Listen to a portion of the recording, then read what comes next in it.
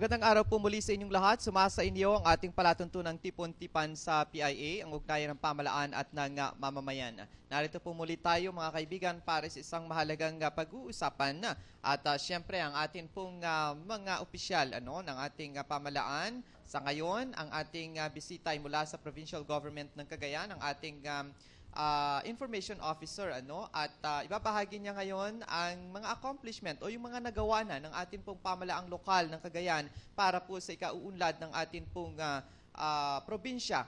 At siyempre, ang ating mga kasamang mga media practitioners, kasama pa rin po natin. Makikilala natin sila mamaya kapag sila ay magtatanong. Sa ngayon, akin mo nang ipapakilala, of course, ang ating bisita ngayon, ang PIO ng Cagayan, si Sir Christopher Barcena. Magandang umaga, sir, at maraming salamat sa pagpapaunlak po ninyo sa ating pong imbitasyon. Ayun, magandang umaga kasamang Oliver. Magandang araw din sa lahat po ng mga kapatid po natin sa media. At nagpapasalamat po ang pamahalang panlalawigan dahil naibigay sa amin itong pagkakataon na ito upang maihatid sa ating mga kababayan yung lahat ng mga impormasyon na napakahalagang sa bahagi nila ay malalaman nila dahil napakahalagang ang mga Cagayano, yung mga constituents po natin dito ay nalalaman nila at malalaman nila kung paano pinapatakbo ng ating pamahalang panlalawigan ang lokal na paggugobyerno dito sa probinsya ng Cagayan through our good governor, Governor Bong Antonio. Okay, thank you very much, Sir Chris. Ayan po sa ngalan ng ating Regional Director, Director Purita sa Montelica, sa inyong ating palatuntunan sa loob ng isang oras. Kasama natin ang ating mga technical crew, of course, si kasamang Alvin, kasamang Modesto, si kasamang Tony, and of course, sa Radyo ng Bayan, kasama din natin si kasamang Letlet at si kasamang Ronnie Mape. Sa Clearview ay si kasamang Marshall Bakiran, and of course, sa RBC si kasamang Elon at Chubby Tabalansa. Okay, unang katanungan, sir, ilang taon na, from 2007 unang naluklok sa pwesto ang ating gobernador Alvaro Bong Antonio. Ngayon ay magpipitong taon na, I guess, at ito yung huling leg, kumbaga, ng kanyang 3-year term. Ano na ang mga nagawa ng ating pong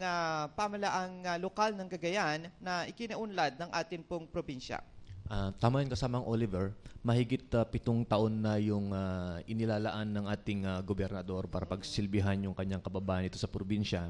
Noong unang nakuha niya yung tiwala at interes ng kanyang kababayan noong taong 2007. At ito nga ay sabi mo, ito na yung panghuling termino na kung saan ay ibinubuhos pa rin niya yung buong dedikasyon upang hanggang sa huling sandali ay maibibigay niya yung karapat-dapat para sa kanyang mga kababayan dito sa probinsya ng Cagayan. Okay. Sir, can you name some of the highlights o yung mga proyekto na naitayo o kaya nagawa ng ating pong gobernador?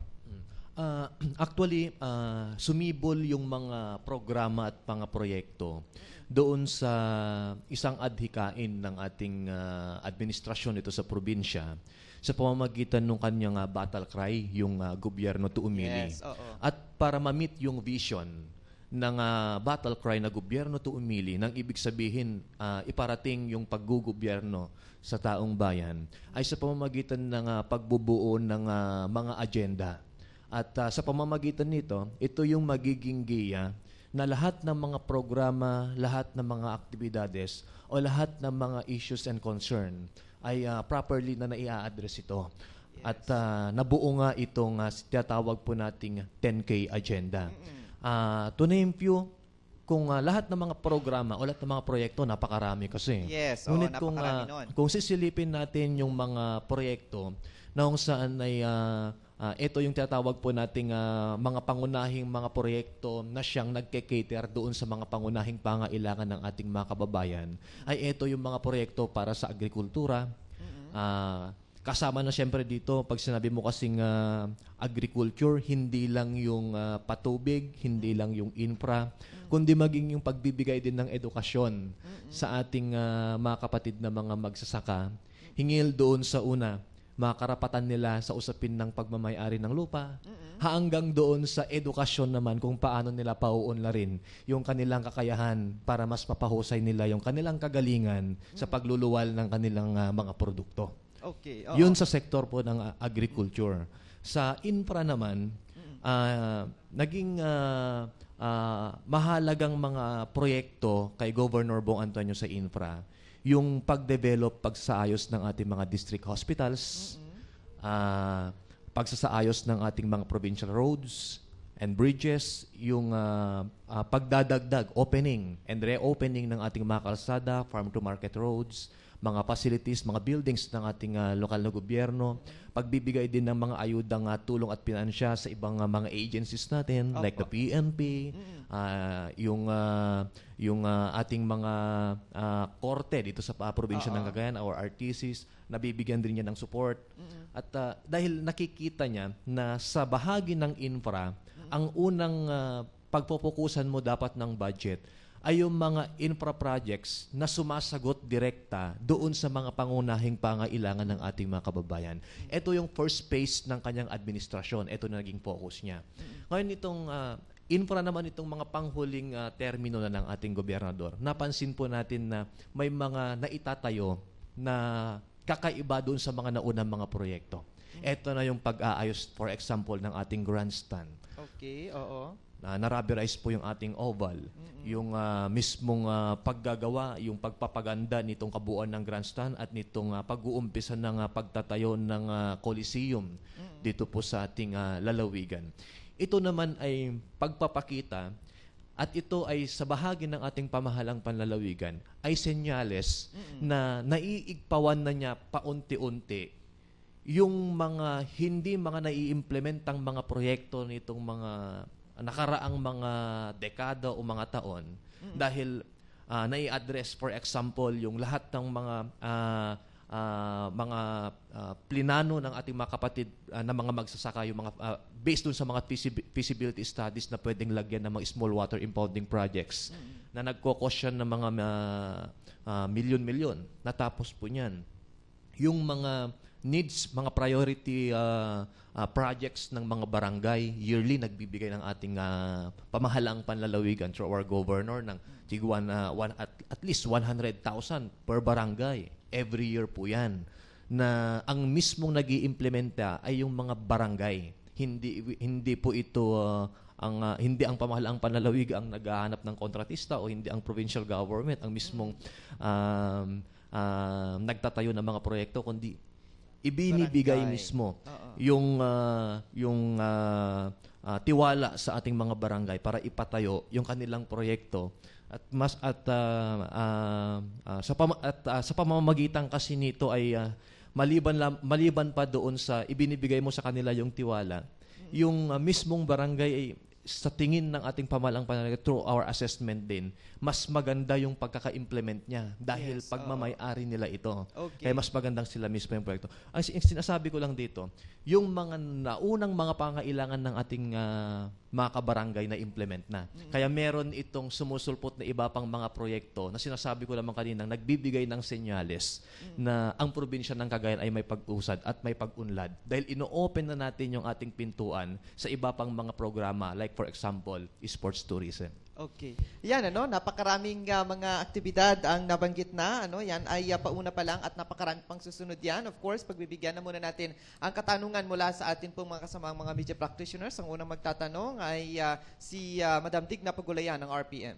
Yes, thank you, Ver. Good morning po sa ating lahat. Balikan lang po natin yung nabanggit po ninyo, sir, regarding education. Yes po. Para sa mga farmers and of course yung karapatan sa lupa. Yes po. Sa edukasyon po, sino-sino po ang qualified for this program? At papaano po ninyo na ipaparating sa mga farmers yung pong sinasabi po ninyong to inform them doon sa kanilang karapatan sa lupa? Okay po. Doon sa una pong katanungan natin, yung tungkol sa edukasyon para doon sa ating mga farmers, for example, doon sa usapin ng agriculture, dumadaan pa rin po ito sa proseso kung sino yung qualified na pwedeng makakuha ng pag-aral. Actually, open naman po ito sa lahat, pero nagbe-base po tayo doon sa mga request ng mga barangay. Kung gusto po nilang magkakandak yung ating Office of the Provincial Agriculturist ng ganitong pag-aaral doon po sa mga barangay. Doon sa usapin naman po ng legal rights, doon sa usapin po ng palupa, usapin po ng lupa, ito naman ay pangunahing tungkulin ng ating provincial legal office. Actually, naging massive yung campaign nito dito sa first term ng ating governor. Actually, meron pa tayong radio program noon na ang pinapag-usapan ng buong taon ay usapin po ito ng agricultural reform, na hindi lang sa usapin ng lupa, kundi mismo yung kabuhayan, yung sistema at yung mismong kabuhayan ng magsasaka, kung paano niya dapat ito pauunlarin, hindi lang dahil meron siyang pagmamayari ng lupa, kundi bilang magsasaka, ano pa yung mga basic rights niya na dapat niyang i-claim. Hindi lang sa na kailangan niyang i-claim, hindi lang doon sa nagmamayari ng lupa, kundi mismo sa ating gobyerno, kung ano yung obligasyon ng ating gobyerno na iparating sa ating mga kapatid na mga magsasaka. Okay. Any follow-up? Si kasamang TJ, then mamaya si kasamang Pabs. Umaga sa ating lahat. Sir, hindi naman follow-up, kundi siyempre 10K agenda at pangatlong termino at last sa termino ni Governor Bong Antonio. Nasaan na ba tayo? Yung mawa 100% ba na makakamit natin o magagawa po yung mga hangad natin na matapos dito sa termino niya? Nasaan porsyento na po tayo? Hindi po natin kinukuha kasi sa porsyento yan. Kasi ang progreso tuloy-tuloy yan eh. So hindi natin masasabi na by 2016 ay accomplished na. Ang masasabi po natin ay marami po tayong nagawa. Pero dahil ang kaya hindi natin makukuha sa porsyento kako nga dahil ang progress kasi tuloy-tuloy yan eh. Kung ano man yung hindi matatapos sa loob ng 9 na taon, ay sana ay matatapos sa mga sumusunod pang mga taon. So parang continuing progress yung ating lalawigan. Ngunit kung ang katanungan po natin, ano yung mga nagawa natin nitong at pwedeng gawin pa bago matapos itong termino ng ating gobernador, ay tulad ng mga nabanggit ko na kanina, marami na tayong natapos. Ngunit ang nais pa na gawin ng ating gobernador ay yung makapagpatayo pa ng mas maraming mga water impounding projects. Nagkaroon lang ng konting problema kasi dito dahil yung mga naunang commitment ng ating line agency, for example, ang Department of Agriculture, para doon sa support na ibibigay niya doon sa project ng ating provincial government sa pagtatayo ng SWIP, medyo nabalam. Simula yan noong 2011. Hindi natin alam kung anong rason. Kaya natigil yung pagtatayo ng ilang pang mga small water impounding projects sana. Dahil meron ng dating pag-uusap doon sa ating regional director with our governor na kasunduan na maghahati doon sa pangailangang pondo doon sa pagtatayo ng SWIP. Kasi ang pagtatayo ng SWIP, in the average, kailangan mo ng at least 20 million. Yes. So, ang sasabi ng ating gobernador, dahil ang Department of Agriculture ay pangunahin rin naman niyang itong tungkulin, ay kung maaari ay magtulungan itong local government natin at itong national agency natin. Ngunit 2011 medyo nahinto kasi ito eh. Kaya ang ginawa ng ating provincial government ay nag-isip ng iba pang mga paraan na hindi gagastos ng malaki na makakatulong pa rin sa usapin ng patubig. For example, nakapag-isip ng ating provincial government ng mga diversion dams. Rather than magpapatayo ka ng malalaking mga dam, pwede na mga diversion dams na lang para ma-spread yung pangailangang tubig na maibibigay sa ating mga kapatid na mga magsasaka. Sir, mga ilan pong SWIPs ang binabalak po ninyong ipatayo pa? Actually, we have at least more than 20 small water impounding projects na around the province. How much po ang nailaang fund, if you can recall, or at least estimate? Ang maalala ko lang, ang pinakamalaki na napaglaanan ng pondo ay ditong SWIP na naitayo dito sa may Enrile.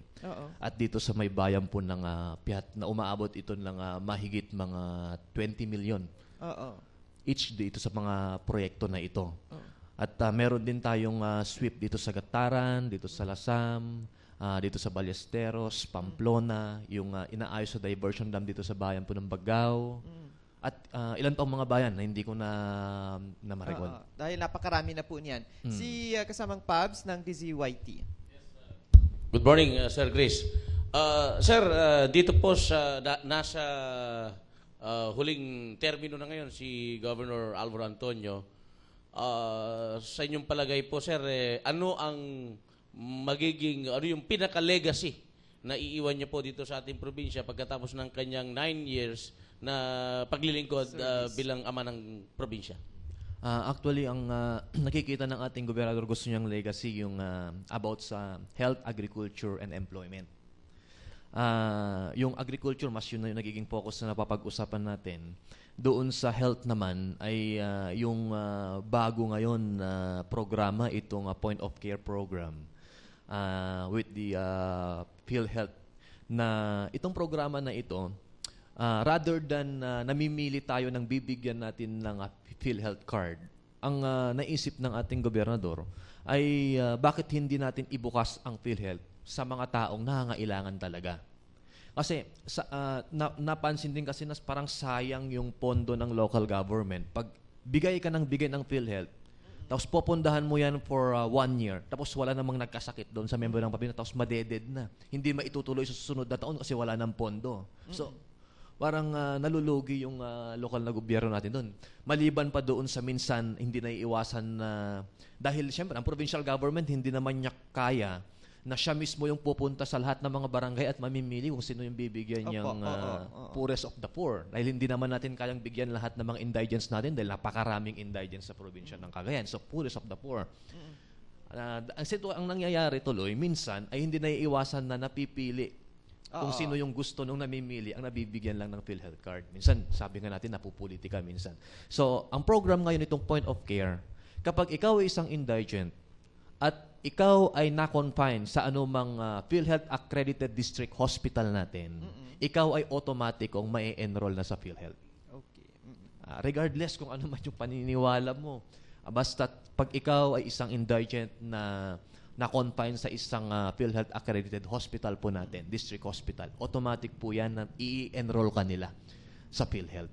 At automatic ding magagamit mo doon sa confinement mo mismo yung benefits na makukuha mo doon sa PhilHealth. Okay. Saglit. Sige, clarification. Clarification lang po. Once na na-confine ang isang individual, doon lang siya i-enroll Opo. sa PhilHealth? Opo. Point of care. Yung sa point of care. Regardless of the status of any Poorest person? of the poor. Hindi po, hindi na nga siya actually poorest of the poor. Basta ikaw ay pag ikaw ay indigent, kasi meron po kasi tayong master list. At meron pong sistema kasi ang ginagawa sa ating mga district hospital. For example, pag na-confine ka po ngayon, meron po silang hawak ng mga master list ng mga indigents natin na based ito sa kopya mula dun sa mga Municipal Social Welfare Development office po natin. Listahanan. Kaya dinodouble check yun kung sila ay talagang member of the indigent family. Yes.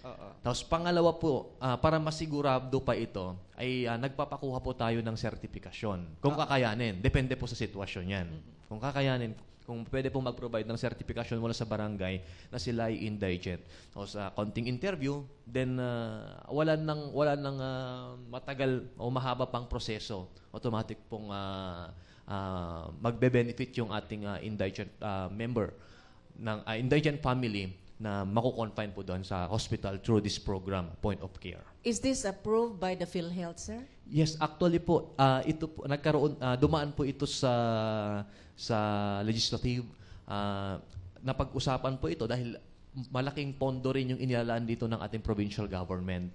So parang nagkaroon po ng memorandum of understanding ang provincial government and the PhilHealth sa ganitong sistema. At natutuwa din ng PhilHealth dahil siyempre sa bahagi nila, at ito rin po ay pinapatakbo ng gobyerno, ay nakikita niyang ito yung isa sa mga naisip ng ating ng isang lokal na pamahalaan na talagang nakakasigurong makakatulong sa ating mga kababayan through the program of PhilHealth. Thank you, sir. Sige, follow up si kasamang Pabs. Sa membership. Kasi kuminsan may mga nadodoble eh. Hindi po ba wala po bang duplication? Halimbawa, yung member dati nang may PhilHealth PhilHealth member siya. Pagkatapos na-confine, halimbawa lumalabas din na indigent siya. Paano po ang verification nun? Actually po, meron pong verification. Pero hindi na rin kasi minsan problema kung doble. Kasi pag ikaw PhilHealth member, bakit ka pa mag-e-enroll ulit? Parang bad faith naman sa'yo kung parang lolokohin mo naman yung gustong tumulong sa'yo dahil pwede mo ka namang mag-benefit na kahit di ka na mag-enroll ulit. Pero nabe-verify naman po yan. Meron pong listing, meron pong hawak na listahan ng mga PhilHealth members sa bawat bayan, yung ating mga PhilHealth accredited district hospitals. Nade-determine agad. Saglit, si kasamang Ralph Concepcion ng Bombo Radio, si kasamang Sim kung mayroong concern. Sige, si kasamang Sim Dilan muna ng Philippines News Agency. Good morning, sir. Sir, about sa mga kwan naman, sa mga fisheries, ilan seedlings, fingerlings ang naibigay na sa mga farmers, kung ilan farmers ng ano na yan? Wala sa akin ngayon yung data. Ngunit tuloy-tuloy yung production ngayon ng fingerlings, yung ating Office of the Provincial Agriculture dito sa May Katayawan at Santa Ana. At ito naman po, basta't qualified po kayo doon sa proseso para makapag-acquire ng libreng fingerlings ay nagbibigay po ang ating provincial government kasi bahagi ito doon sa livelihood program ng ating OPA. At maliban doon sa libreng nagpapamahagi yung ating Office of the Provincial Agriculturist, meron ding sistema na ito ay nagiging income generating program ng ating OPA na nagbebenta rin ito ng mga fingerlings kung ang purpose ay for business. Kaya pag ikaw po ay pumunta sa OPA at nagre-request ka ng fingerlings at volume yung kukunin mo, at ang purpose na nun ay for business o malaking business. Actually, minsan kasi yung mga nabibigyan natin ng libre, for business din minsan yun kasi pag malaki na yung pag pwede nang ibenta, pag tilapia na siya, binibenta na rin rin. sila. Pero meron pong maximum na bilang ng fingerlings ang pwedeng ibigay lamang na libre. Okay. Sa mga taga PIA, of course, si kasamang Gine ng BIFAR dahil ng PIA dahil galing sa BIFAR ito baka may insight siya sa fingerlings. Sige, kasamang Gine. May relation ito kasi it's about water. Nababanggit niyo po kanina, sir, yung mga small water impounding projects. Ano pong kaibahan nung diversion dam dun sa impounding project, sir? And do we have a data kung mga ilang additional hectares na po ng mga rice field ang na-irrigate through this impounding projects, sir? More or less, yung latest na computation po nila ay hindi po ito bumababa ng in the average, siguro, average ko na lang titignan, mga 15,000 hectares. Kaya pag i-compute po natin yon, kung yung sa isang taon dati ay minsan lang nakapagtanim yung isang magsasaka at sa isang ektarya ay umaani ito ng 100, imagine yung more or less 15 hectares na matatamnan ng 2 beses isang taon at yan ay at yung magsasaka ay mag-harvest ng 100 kabans in a hectare. Napakalaking itong dagdag na naiambag doon sa produce po natin sa rice. Yung unang tanong mo naman, yung tungkol po doon sa water impounding projects, anong pagkaiba niya sa diversion dam? Yung SWIP kasi, yung water impounding projects, talagang nagpapatayo ka, ipapump mo yung tubig para maitaas mo yung level at maiabot mo doon sa matataas na mga bukirin para matubigan na hindi maabot minsan ng NAIA o anumang mga facilities din ng ating ibang agencies ng government. Pag diversion naman, dati nang mataas yung ilog, da-divert, gawan mo lang siya ng paraan para yung tubig niya ay pupunta doon sa kabukiran ng mga kapatid nating mga magsasaka. Yun pala yun, diversion. Jel, si kasamang Ralph muna ng DZGR, then mamaya si kasamang Angeli. Good morning po. Bali, nabanggit niyo po kanina yung legacy na iiwan ni Gov. Meron po tayong health, agriculture, and employment. Gano'n na po karami ang natulungan natin sa pagkakaroon ng trabaho po sa employment? Ito po. Okay. Yung employment, ang inuuna po ng ang inuna ng ating gobernador ay sa mismong kanyang tahanan sa Kapitolyo. Halos lahat ng mga posisyon doon na matagal na, meron pa doon mga 80s, hindi na permanent yung mga posisyon. Hindi na ibibigay doon sa karapat-dapat. At ang ginagawa ng ating gobyerno, naumpisahan na actually, yung pag-ibibigay ito bilang permanenteng posisyon kung sino man yung nag-occupy na qualified. At gusto rin po nating i-clear ito kasi pwedeng maging issue again. Yes, Dahil oo. bakit sa termino ni Governor Bong gustong malagyan ng posisyon, permanent position, yung mga empleyado dito. Karapatan naman po ng bawat empleyadong maibigay sa kanila yung tama, maibigay sa kanila yung posisyon bilang permanente. Lalong-lalo na kung sabihin nga natin, ang ating gobyerno naman lahat ng benepisyo nandyan para ibigay sa kanyang posisyon. Bakit mo kailangang idamot? O bakit iisipin mo na wag kong i-permanente itong tao na to kasi baka later on hindi na magsisilbi sa akin. Yes, Yun kasi minsan yung problema ng ating mga leader sa local government. Ayaw nilang i-permanent dahil baka kasi pag na-permanent yan, hindi mo na mautusan. Ganun kasi yung isang problema sa local government. Pero kaiba naman ito kay Governor Bong.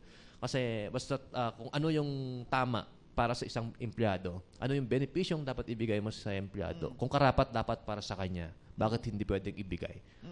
Mga ilan, sir, ang estimate po ninyo na nandiyan po sa provincial Actually, ang capital? naibigay na permanent position simula nung umupo si Governor Bong ay mahigit kumulang 200 na. At meron pang mga ganun ding bilang na pwede pang mga ano siguro, mga more or less 100 or mahigit 100. Hindi naman aabot ng 200. Ganito po, nagkakaroon, meron pong hiring. Once na nag-open po yan, ay nagpapaskill na po tayo ng notice. Nagbibigay na po tayo naglalagay na po tayo ng mga notice, nagbibigay na po tayo ng mga notice na nagkakaroon ng hiring. Ngunit ang nangyayari kasi minsan, nagiging priority na kung sino yung nasa Nandun. position. For example, 8 years, 10 years na siya doon. Actually, meron pang umabot doon ng 15 years na hanggang ngayon ay casual pa rin. So, binibigay sa kanya as long as qualified naman siya to that position. Binibigay sa kanya yun, yung position. Or tinitignan siya as priority to that position. Okay. If she is qualified or he is kasama nga qualified. Angeli muna sa kanyang katanungan. Sir, good morning po.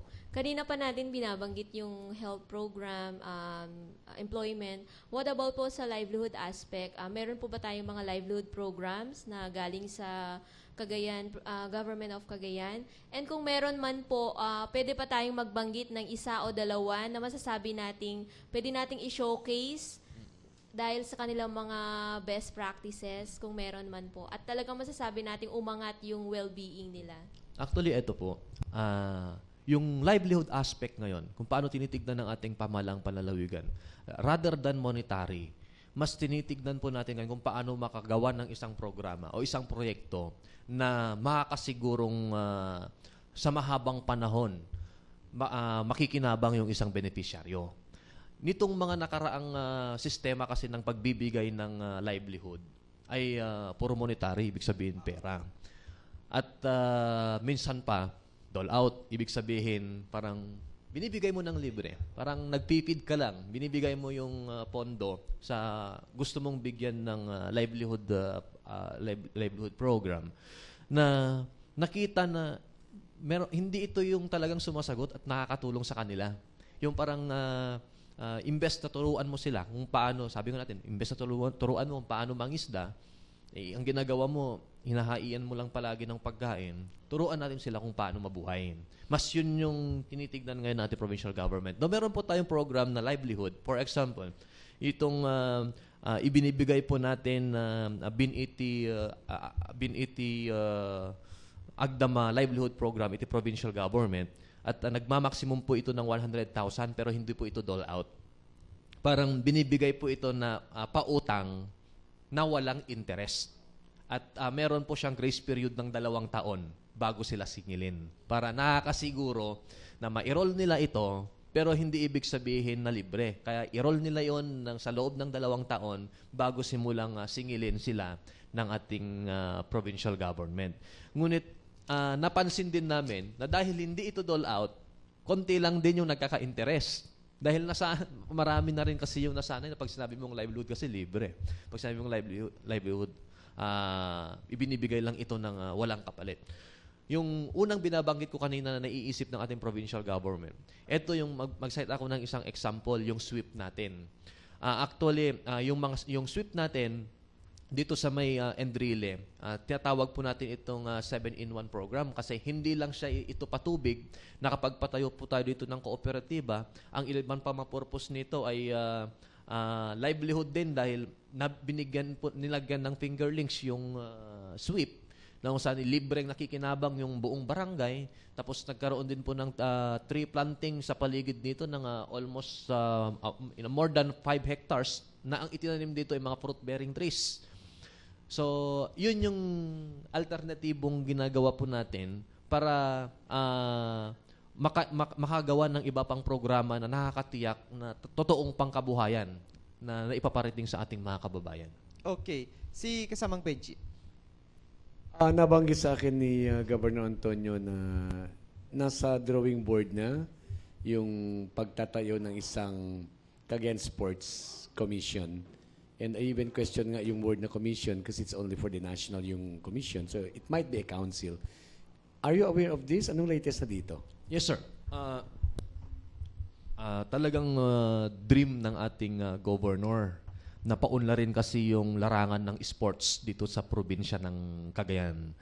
Pauna pa dito, parang nagkaroon na ng mga build-up activities para mas mapansin at makita na seryoso ang probinsya ng Cagayan na iangat yung larangan ng sports, kakayahan sa larangan ng sports. Kaya meron itong pagsali dito sa D-League at sa B-League, volleyball and basketball. And para ma-clear na rin yung issue tungkol po dito, hindi po nanggagaling sa provincial government yung pondo dito, kundi nanggagaling ito sa mga kaibigan po ng ating gobernador para mapondohan yung pangailangan nitong mga players po natin na sumasali sa B-League and D-League representing the province of Cagayan. Ito yung mga parang build-up activity na ginawa bago plinanong itayo itong sports. Actually, tama po yung sinasabi nyo. Pero ang ating governor kasi, pag nangarap yan, mataas. Dahil gusto niyang ibigay lahat ng effort para ma-meet kahit napakahirap. Kaya nababanggit palagi yung commission. Dahil actually, ang tinatarget ng ating gobernador ay ma-meet yung level ng commission.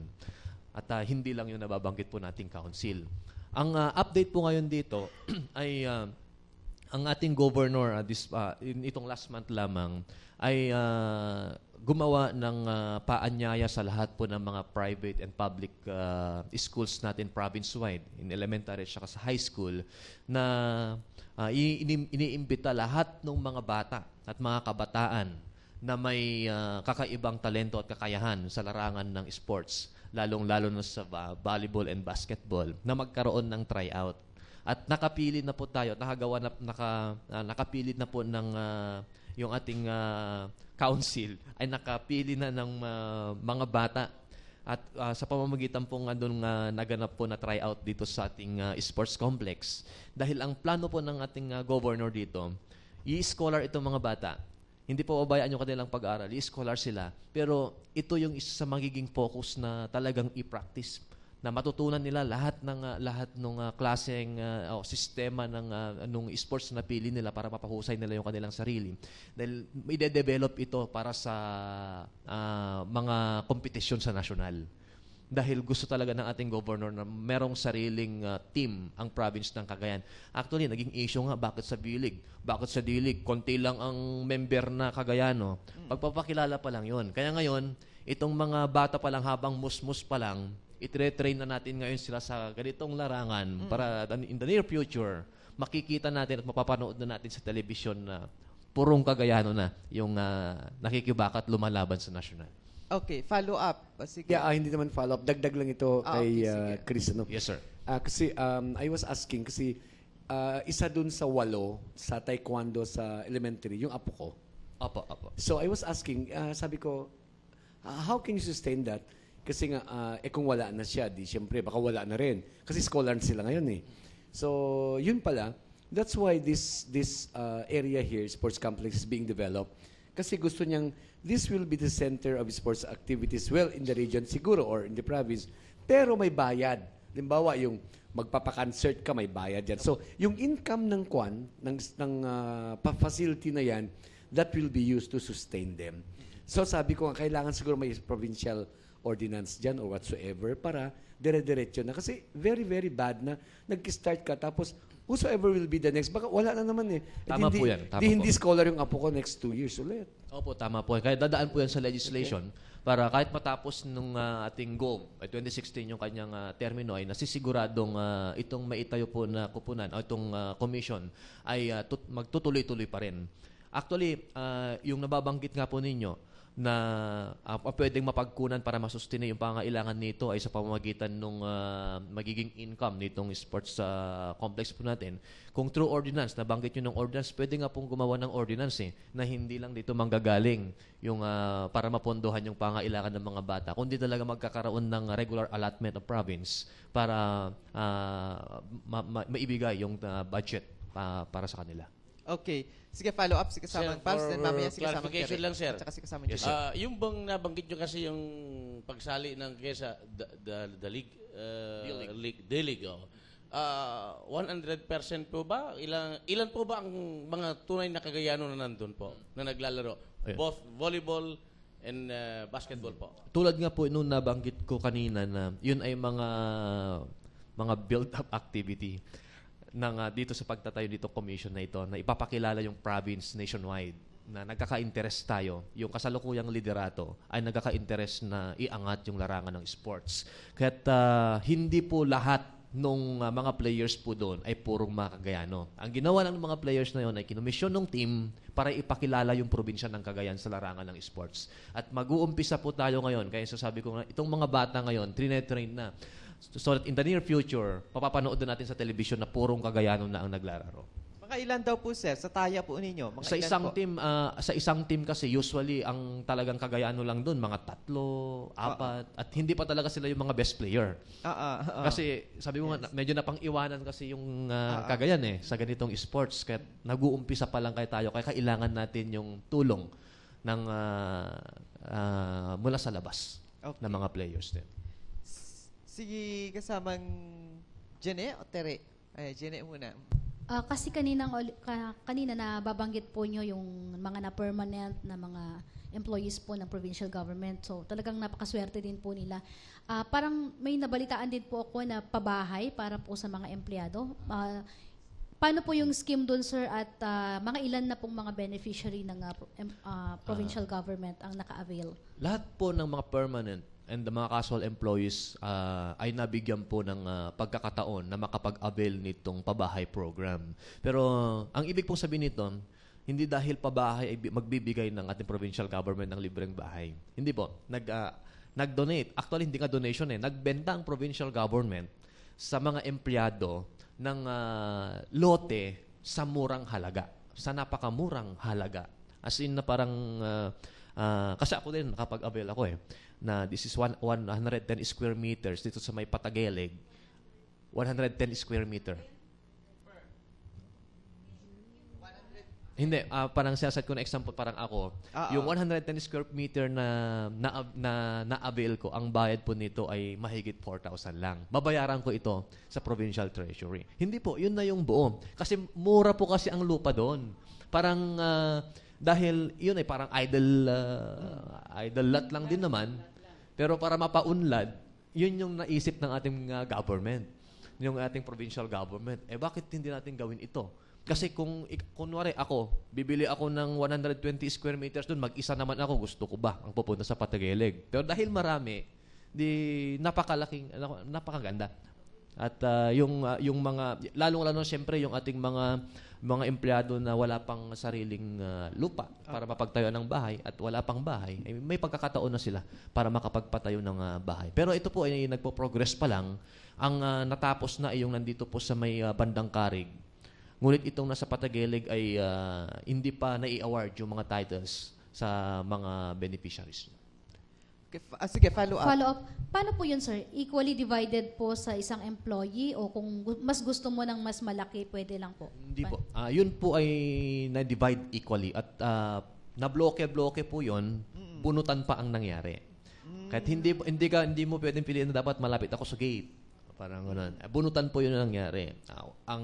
Maging pati ang mga department heads natin, kailangan rin nilang bumunot. Kahit 'yun ay ginawa upang sa gano'n ay maiwasan yung sasabi minsan palakasan ba? Oo. Okay. Si Malapit kasamang sa gate. TJ. Okay, sir, nakarami po tayo, pero ano ba itong mga 10, yung 10K, Anong kapayapaan, kalikasan? Okay po, nandito. Yung laman po ng 10K agenda natin, upang sabi ko kanina ay ito ay iniluwal ng ating battle cry na gobyerno to umili. Ito po yung karunungan, kalusugan, katapatan, kalakalan, kapayapaan, kaunlaran, kalikasan, katarungan, kabuhayan at kawanggawa. So ngayon, narinig nyo yung 10. Baka mas marami ng tanong ngayon. Dahil yun po kasi yung ginawa to ensure na yung at least yung vision po ng gobyerno to umili ay ma-meet ng ating provincial government. Oo. Sa lahat Sir, ng sektor. Yan. Opo. Sir, Sige. doon sa kalikasan, Yes, sir. At ano po yung paghahanda ng provincial government dito po sa climate change na sana hindi pero nandito na nararamdaman po natin. Actually, itong climate change is concern na ng lahat to ngayon eh. Pati yung grade 1 pupil, concern na rin niya yung climate change kasi nagkakaroon na rin ng discussions, nagkakaroon na ng seminars sa mga schools. Pero sa part po ng ating provincial government, initong year na ito, lahat po ng mga department ay nabigyan po ng memo na kung merong mga activities o mga programs na pwedeng makakatulong doon sa campaign, doon sa issue po ng climate change, ay pwedeng mag-alat ng budget. Pero hindi po ka naman kasi ganun kasimple na mag-iisip ka na ano kayong pwede kong activity para doon sa climate change. Kasi dapat strategic din. Hindi pwedeng magwaldas ka na naman ng pondo para lang masabi mo na, uy, may ginagawa ako for climate change. O may activity ako for climate change. Kailangan strategic, kailangan nakaplano ito. Kailangan ding yung activity na pinaplanong gawin ng province ay kailangan dito nakakumbina doon sa ginagawa ring aktibidad ng iba pang mga agencies natin, mga ahensya ng gobyerno. Kasi ang pinaka-basic kasi pag sabi mong climate change, magtanim ng punong kahoy. The problem is paano natin i-maintain yun? At paano natin may ensure na lahat ng mga tiyatanim natin punong kahoy, mabubuhay yan. O di kay clean up drive sa dagat.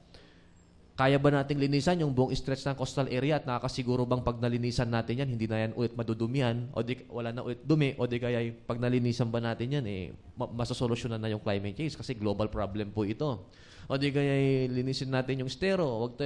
Yun ay mga bahagi lang doon sa malawakang kampanya na ang isa sa mga prioridad na ginagawa ng ating pamahalang panlalawigan, maliban pa doon sa mga aktibidad na inilulunsan sa pamamagitan ng yun nga, pagtatanim ng punong kahoy, clean up drive, ay yung education campaign. Dahil yun yung napakahalaga. Hanggat hindi po ito naiintindihan ng ating kababayan, yung problema ng global warming, hindi ito kaya ng ating lokal na gobyerno. Hindi ito kaya kahit ng ating national government. Dahil ito ay global issue, global problem. So, yung kampanya na pagbibigay ng tamang edukasyon para magiging kabahagi doon sa kampanya ng ating national government tungkol sa global warming, magiging kasama natin, pati yung mga bata, yung mga pamilya, na magkaroon ng disiplina doon sa pagbabasura, pagsusunog, pagpuputol ng punong kahoy at iba pang mga aktibidades na nakakalala. Actually, hindi itong ginagawa natin, hindi na ito gamot doon sa global problem po natin kundi ito ay para maibsan o para hindi na lumala yung global yung epekto nitong problema pong ito. So, education campaign yung focus po ng ating for the updates along the NGP or National Greening Program, two best success stories were documented by DENR from Cagayan, and that's the NGP of Sanchez Mira and NGP of Camalaniugan. I guess that's a combination intercropping of forest trees and fruit-bearing trees. Ayan, pwede sigurong alamin kung saan yan. Yan yung update sa NGP doon sa dagdag sa sinasabi ni Sir Chris Barcena. Si kasamang Hindi, may additional lang ako dun Yes. sa sinabi ni Sir Chris. Dahil nung pasimula ng agaw na Cagayan, Oo. nagkaroon ng dalawang summit ang provincial government. Climate change Ayun po, summit. yung Climate Change Summit po natin, yun naman ay kung paano ihahanda, yung sasabi ko ng IEC, kung paano ihahanda yung komunidad na maging proactive sa isyong ito. Dahil sabi nga natin, pati yung mga iba pang mga agencies ay sinasabi nilang proactive na kami. Ganon. Pero ang tanong nga dito, ang komunidad, yung ating mga kababayan, proactive ba yan? Para hindi naman palaging umaasa sila doon Yes. sa ating gobyerno na nandiyan naman yung gobyerno natin bakit kailangan nating kumilos. Kaya yung kampanya, yung edukasyon ay napakahalaga upang ihanda yung ating kababayan sa tamang pag-intindi ng kahalagaan ng kanilang suporta, yung kanilang ambag at yung mismong personal nilang pagkilos para maitulong ito doon sa kabuuang effort ng ating gobyerno para harapin itong mga problemang ito. Okay, si kasamang Digna. Yes, at itanong lang natin, Ver, kung tuloy-tuloy pa rin yung kanilang mga scholarship grants at ilan po ang natutulungan ninyo tuwing semestre po? Sa ngayon po, pag sa kombinasyon lahat ng mga programs po ng scholarship dito sa ating provincial government, kung hindi ako magkakamali ay umaabot ng 5,000. Every sem po, tuloy-tuloy hanggang sa mag-graduate po yung bata. Once na nakuha ka, pag first year ka, hanggang sa mag-graduate ka po yan. Yun po yung programa po ng ating provincial government. Sir, magkano na yung yung kukuha nila? Kasi I guess itinaas ni Governor Antonio Itinaas po. Yung full scholars po natin, ang full scholars po natin ay 66 lamang. Ito yung malit lang kasi nakakatanggap ito ng 7,500 per sem. Yung 66 po na individual na mga kabataan. At ito naman yung talagang dumaan sa butas ng karayom na mga bata na masasabi nating matatalino. Pinakamatalino sa lahat ng mga matatalinong nag-apply dito sa scholarship program natin. Tapos dun sa mga sumusunod sa kanila naman, sila naman yung nakakatanggap po ng financial assistance na 2,000 per sem. At pinaplano po ng ating governor na gawing 2,500 yan. Ngunit malalaman po natin yan kung ano yung magiging resulta pag once na itulog yan po sa ating sangguniang panlalawigan. Meron po bang minemaintain na grade ang isang scholar and kayo po bang nagtatakda kung saan sila mag-e-enroll? Hindi po. Basta't sila ay nag-aral saan mang eskwelahan dito sa probinsya ng Cagayan, qualified po sila. Ang hindi lang po natin pinapayagan ay yung mag-aaral po sila sa ibang probinsya. So dapat dito lang. Kasi mahirap po kasi yung pagbibigay ng assistance, lalong-lalo pag full scholar kasi dinidiretso po kasi yung kanilang tuition fee dun sa mga schools. So mahihirapan po ang ating province pag nag-aral sila kung saan man nila gusto sa labas ng probinsya. At yung grado po na nababanggit po ninyo, sa full scholar po ay dapat po yan ay hindi bababa ng 80. At 80%. Kapag sa 80%, kapag yung nakakatanggap naman po ng financial assistance, parang yung 2,000 per sem, dapat po wala silang bagsak na grado. Walang bagsak na? Kailangan walang bagsak na grado. Okay. Dahil mapapalitan sila. Yes, kasamang tere ng Radyo ng Bayan. Yeah, in line with that, sir, lalo-lalo na doon sa mga full scholars ninyo na 66, meron po bang requirements sa kanilang provincial government na kagaya na after they graduate, kailangan nilang mag-serve muna? Just the usual na agreement or requirement para Actually po, bahagi kasi nitong program po natin for the four scholarship, hindi po natin nire-require sa kanila na after nilang mag-graduate ay magsilbi. Ang ginagawa po natin ngayon sa kanila, yung pinapaliwanag sa kanila, mas parang ang gusto kasi ni Governor, hayaan yung sila ang makaisip rather than yung didiktahan natin sila. So, ibig sabihin, habang pinapag-aral natin yan, nagkakaroon kasi ng mga activities dyan na nailulunsa dito sa ating sa Kapitolyo na kung saan binibigyan ng parang edukasyon itong mga scholars natin na pinapaalam sa kanila na yung pondo na ginagamit ay nanggaling yan sa kaban ng bayan, pinaghirapan yan ng mamamayan para mapag-aral kayo, sila ang nagpatapos sa inyo. Kaya nasa inyo kung paano kayo magsusubalit pag kayo ay nakapagtapos na ng pag-aaral. Mas ganun ang gusto po ng ating governor. Ayaw niya yung sabihin niya na pagkatapos niya, dapat maglingkod ka dito sa Cagayan. So walang requirement na gano'n? Wala po. To whether they will serve the province or not, that's okay? Opo. Basta't ang mahalaga dito, for example kasi yung bata po na yan ay nanggaling din sa indigent family po yan. Kung ayaw niya, later on, kung hindi niya ma-realize yung supportang ibinigay sa kanya ng mga Cagayano, ay importante na lang siguro pag natulungan niya yung kanyang pamilya at maiangat yung kabuhayan ng kanyang pamilya, yung kanyang komunidad at kanyang barangay, ambag na rin po siguro yun. Okay. Sige, si kasama TJ. Bago po tayo. Sir, balikan po lang natin lang yung kalikasan. No? Yung kailangan protektahan. No? Hindi natin maiwasan po yung issue ng black sand mining sa coastal towns. Ano po ang pananaw ngayon ng provincial government?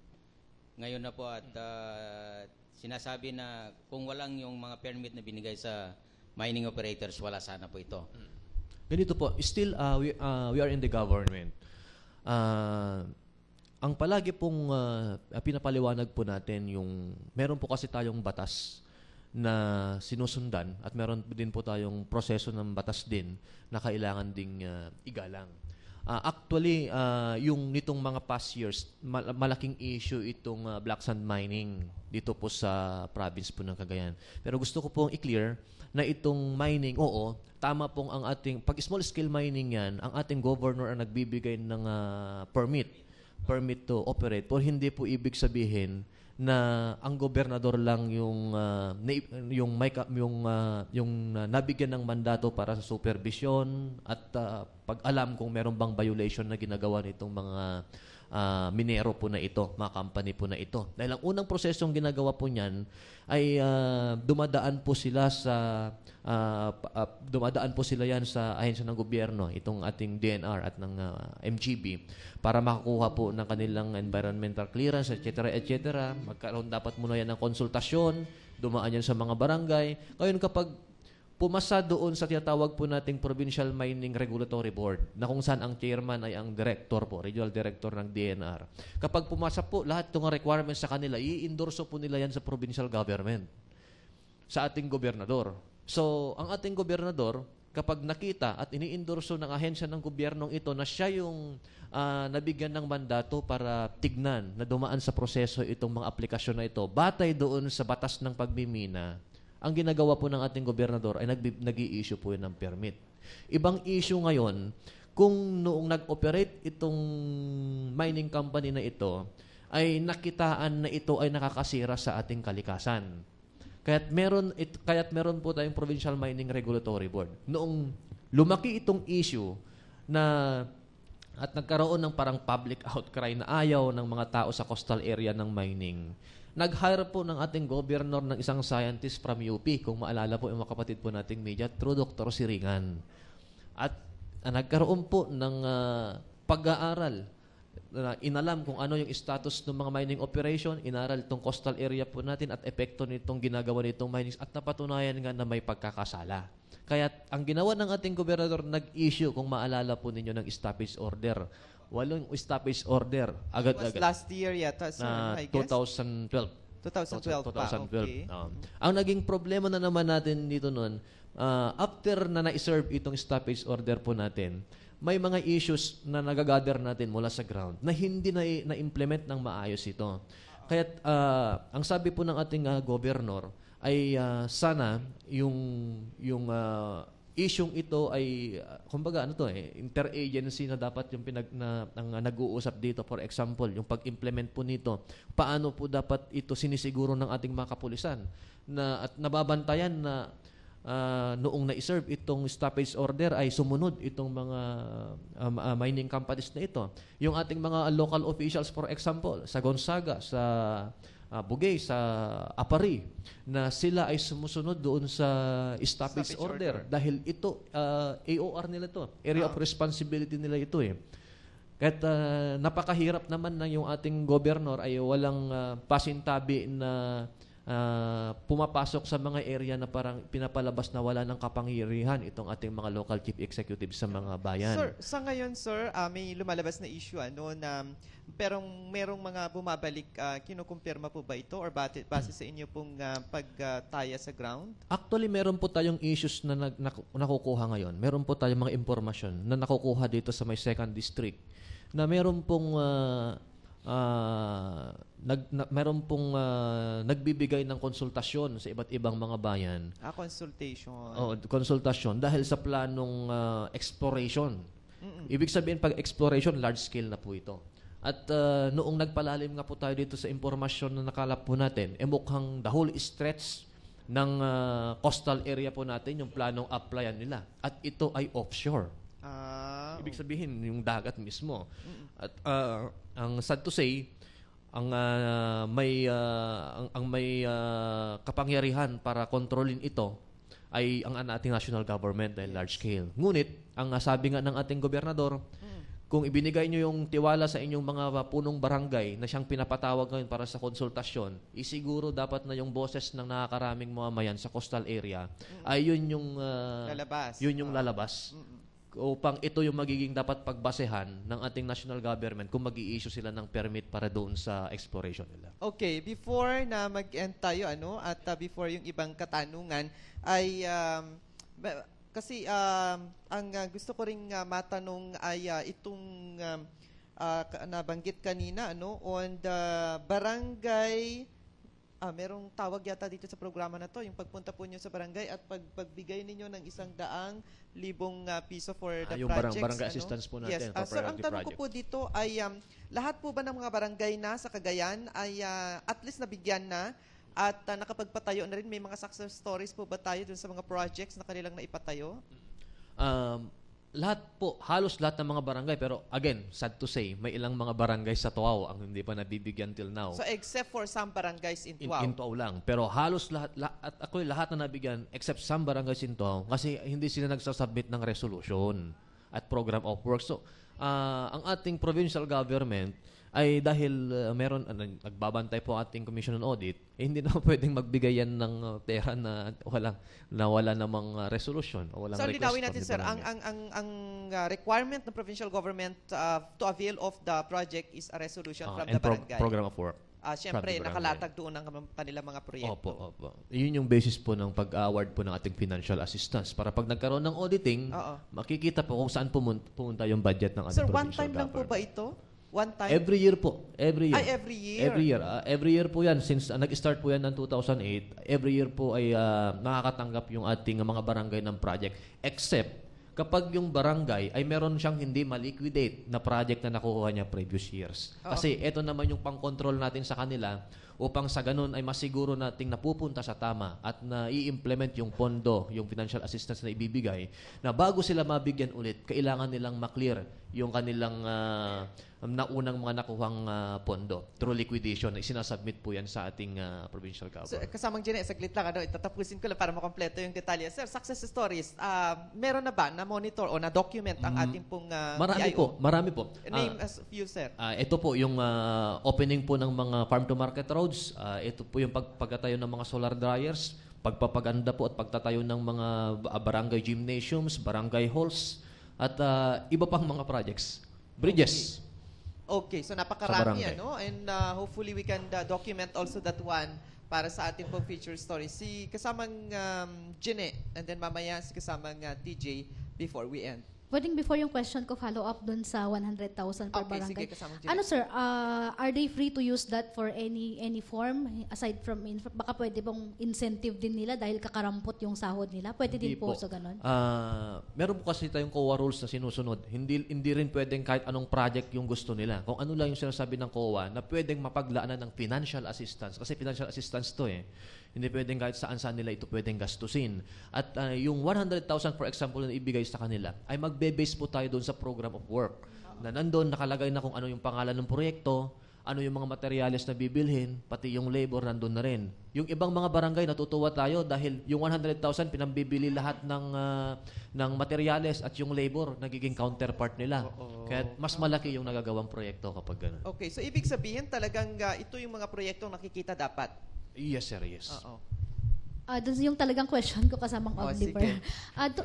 Ito pong Animal Bite Center, sir, na manage po ng provincial government. Kung meron ka pong PhilHealth, is yung first 3 dose or first 2 dose isagot po nila? Actually, noong yung huling pag-uusap po namin ni Dr. Makoy, ang sinasabi po na yung ating provincial health officer, ang sinasabi po niya na kapag PhilHealth ka, maa-avail mo ng buo yung pagpapa-injection kapag ikaw ay nakagat ng aso, pusa, o yung anti-rabies, pag meron ka pong PhilHealth card. Kasi po na ano ko po, yung first 3 lang po ang sagot ng PhilHealth. Then yung 2 is babayaran mo na po. Ang ano ko sana, Ay, ganito. kung indigent po, baka pwedeng sagot na rin ng provincial government. Ganito po kasi, yung, hindi naman kasi ako doktor, pero yung injection kasi na binibigay, ay may 5, may 4, depende po kasi doon sa degree. Kung ano, siguro kaya ang PhilHealth ay 3 po ba yung nababanggit nyo or 4? Kung talagang yun lang po, hanggang doon lang sila. Pero pag sinasabi nga ni Mami, yung depende doon sa degree nung kagat, yung status nung nakagat. Pwede kasi kung 3 injection lang, pwede. Kasi ako nga, for example, nakagat ako ng aso past years ago. Kahit na naturukan na rin ng anti-rabies yung aso, pero gusto ko rang magsigurado. Libre lahat dahil PhilHealth. Okay. Kasamang Sir, meron po tang kautosan ni Provincial Governor Antonio doon sa ari-arian ng mga provincial government nga inutusan po ang legal office. At ito ay natuklasan na marami pong ari-arian ng provincial government na pwede pa sanang makadagdag pondo sa atin. At yung huli, yung SEFTO na pinarenta na hindi naman pag-aari ng isang organization. Yes po. Actually, yan yung ginagawa ng ating legal office ngayon. Yung inaalam kung saan pa yung ilang mga properties ng ating provincial government. I'm sorry, hindi ko kasi nadala yung listahan para makapagbanggit sana ako. Para makita at makinabang yung ating provincial government dito at mapalaki pa yung ating pondo. Nagmumula dito sa mga properties na ito. Actually, marami nang nababanggit yung ating legal office na claim. Yung iba ay mukhang may litigation para maidaan sa proseso yung pag-reclaim nitong mga properties na ito for the provincial government. Sir, ihabol ko lang. Mahirap daw ma-reach si Governor Antonio for interview ng mga media. Hindi mo nare-reach siya. Hindi mo nare-reach. Sige, Sir Chris. Kaya nga po, meron tayong Provincial Information Officer. If in case na hindi ma-reach si Governor para sumagot sa mga katanungan natin. Pero by the way, ang Governor po kasi natin, mas sa action kasi siya eh. Alam nyo naman, lalo pag pumunta sa barangayan, kahit sino ka makipag-usap sa kanya, walang problema. Pero pag yung interview, tapos parang, ewan natin, siguro kahinaan yun ng ating governor, pero sa kabuuan naman, hindi naman yun yung hinahanap natin sa isang leader eh. Kung ano yung kaya niyang gawin para pagsilbihan yung kanyang kababayan. Anyway, ang inyong alter ego pagdating sa interview, si Sir Chris laging nandyan. Yes, kasamang Tere. Okay, last question po, Sir Chris. Doon sa 10K na binanggit po, no, kasi yan hangarin ng ating pong gobernador na maabot hanggang sa pagbaba niya sa pwesto, and that will be next year, 2016 pa pala. Doon po sa 10K na yon, alin ho doon ang talagang mas nangangailangan pa ng push? Kasi sinabi niyo kanina sa edukasyon, kalikasan, okay na tayo doon. Ano pa doon sa mga 10K na yon ang kailangan pa para makaabot doon sa goal niya na by 2016 kailangan lahat Kawang gawa. Kasi ito yung social services na kailangan pang maibigay sa ating mga kababayan. Pero yung larangan kasi ng social services napakalawak din. Parang naaabot rin niya yung nasasakop rin niya yung ibang mga agenda dahil kawang gawa. Pero pag sinabi natin kawang gawa, ito yung kung paano iangat yung kabuhayan ng ating mga poorest of the poor dito sa probinsya po ng Cagayan. Kahit ang ginagawa po ngayon ng ating provincial government through the Office of the Provincial Agriculturist ay naghahanap ngayon ng iba pang mga programa sa iba't ibang mga ahensya ng gobyerno, maging nga sa mga non-government organizations na pwedeng makapagbigay ayuda, makapagbigay tulong sa ating mga kapatid dito sa probinsya ng Cagayan na kasama doon sa tinatawag po nating poorest of the poor o yung mga indigent families upang sa ganun ay maibigay sa kanila yung anong pwedeng alternatibong pangkabuhayan at nang maiangat yung kanilang pamumuhay.